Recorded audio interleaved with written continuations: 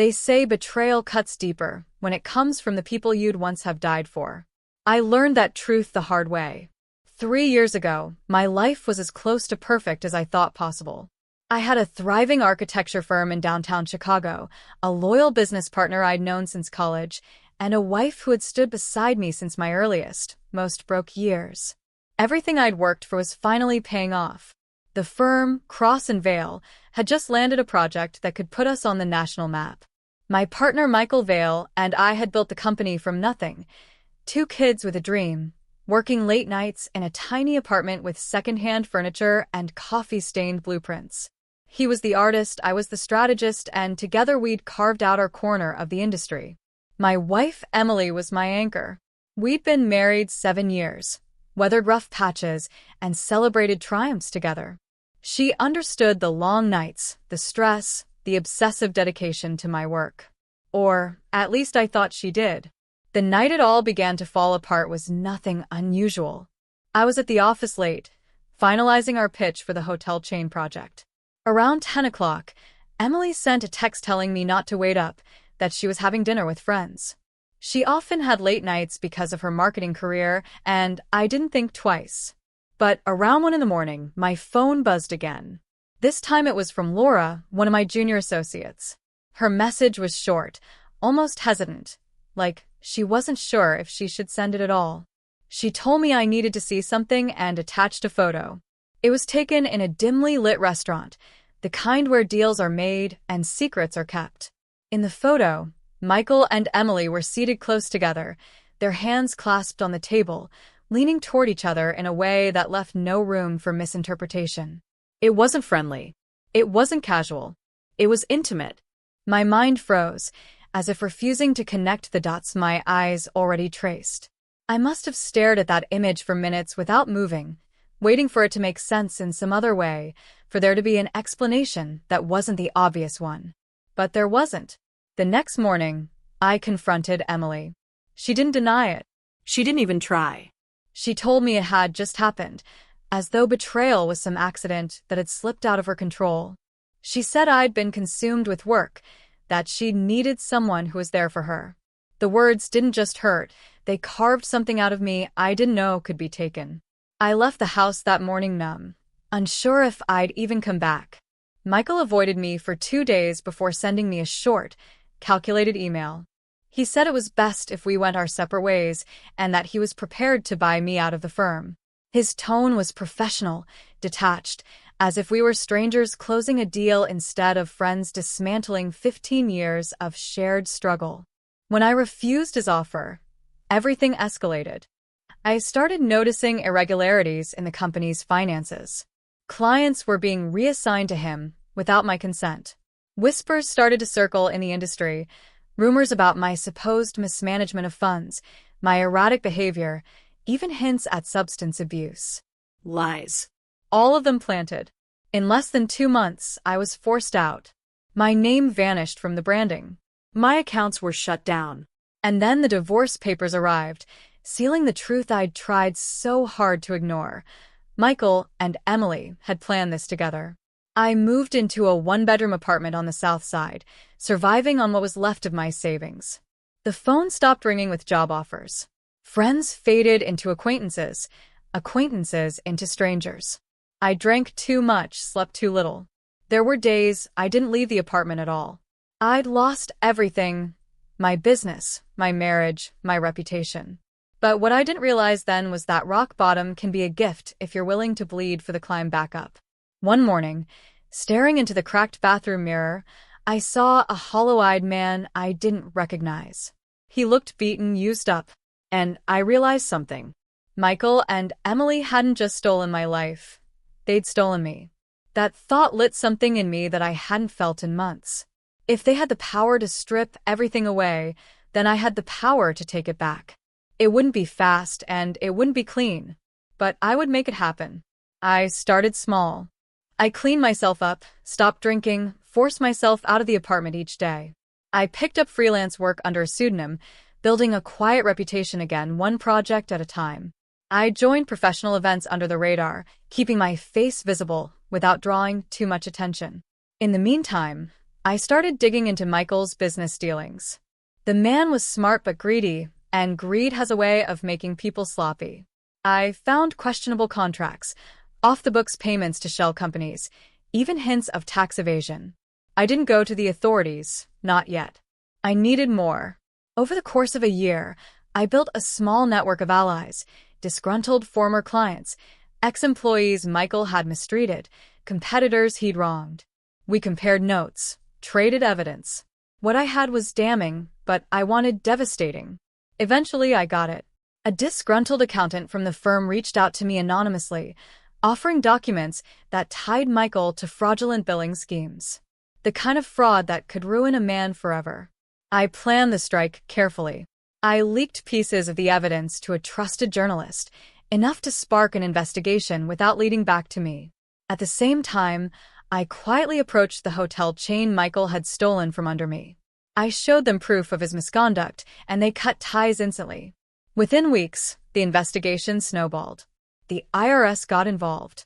Lawsuits followed. Michael's name became poison in the industry. Emily didn't escape untouched.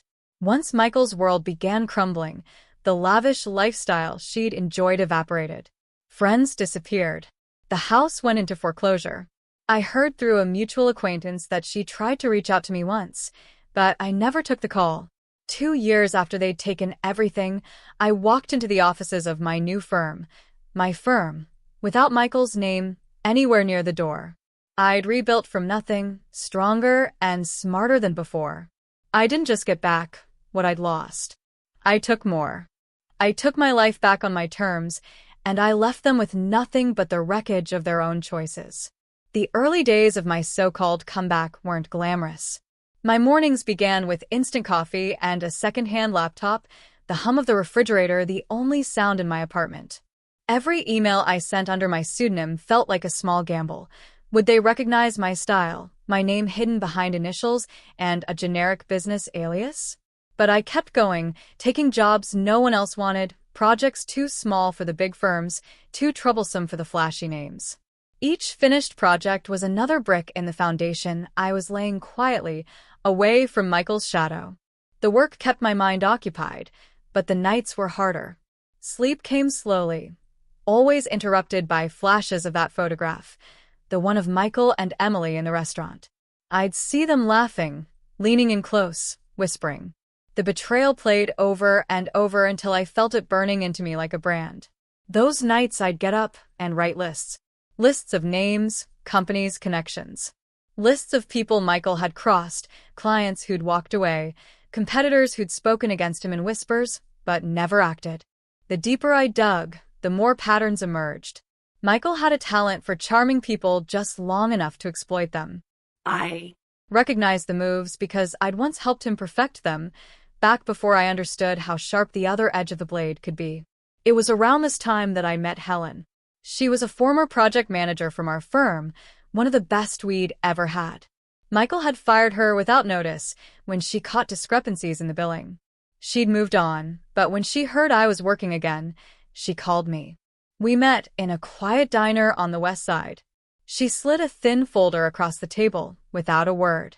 Inside were copies of internal emails and financial reports, clear evidence of Michael's manipulation of company accounts. Helen didn't want money or favors. She just wanted him to pay. Her trust gave me momentum. I started reaching out, cautiously at first, then more boldly, to others who'd left the firm bitter and broken. A pattern took shape, not just of financial fraud but of personal ruin. Michael hadn't just destroyed me, he'd left a trail of wreckage behind him. By the time I'd spoken to a dozen people, I realized something important. Michael thought he was untouchable because none of us had ever worked together. That was going to change. It took almost a year to assemble my network. We communicated through encrypted channels, met in different locations, used fake names in public. Some provided documents, others insider contacts. The accountant who eventually reached out, anonymous at first, was the real turning point. She'd been handling Michael's private accounts and had grown tired of the late payments and veiled threats. She had everything I needed: proof of fraudulent billing, hidden bank transfers to offshore accounts, and a web of shell companies used to funnel money from major clients. With each piece of evidence, the picture became clearer, uglier, and more dangerous. I knew I couldn't just hand it over to the authorities right away. If I moved too soon, Michael would find a way to bury it, or worse, spin it back on me. So I bided my time, waiting for the right moment when one pull on the thread would unravel everything. That moment came when I learned Michael was negotiating a massive contract with a development group overseas. It was worth millions, and securing it would not only restore his reputation but make him untouchable again. That couldn't happen. I put the next phase of my plan into motion. I fed select documents to a journalist I trusted, someone known for exposing corporate fraud. The story that ran wasn't the full picture, just enough to raise suspicion and force regulatory bodies to take a closer look. At the same time, I anonymously alerted his potential overseas partners, providing them with enough proof of his fraudulent history to make them hesitate. They backed out within days. The fallout began almost immediately. Clients started dropping him. Investors grew restless. Then the IRS investigation hit, and everything spiraled faster than I expected. His accounts were frozen, lawsuits piled up, and the firm, my firm, the one we'd built together, was suddenly bleeding out. I never saw the exact moment Emily left him, but I know she did. I imagine the money ran out, the house payments were missed, and the man she'd traded me for became just another liability she didn't want to carry. I didn't hear from her directly, though a mutual acquaintance told me she'd been living with her sister, looking for work. Michael tried to salvage the firm, but without the contracts and with his name plastered in headlines about fraud, it was only a matter of time. He sold off what he could and disappeared from the industry. The last I heard, he'd moved to another state, taking small, low-profile jobs under the radar. 2 years to the day after I walked out of the building for the last time, I signed the lease on my new office. My real name, was on the door. The team I'd built this time wasn't flashy, but they were loyal, and I paid them well. I didn't make a public announcement or give interviews. I didn't need to. The people who mattered knew I was back, and stronger than before. I thought revenge would feel like fireworks, like the roaring of a crowd when you finally step into the light again.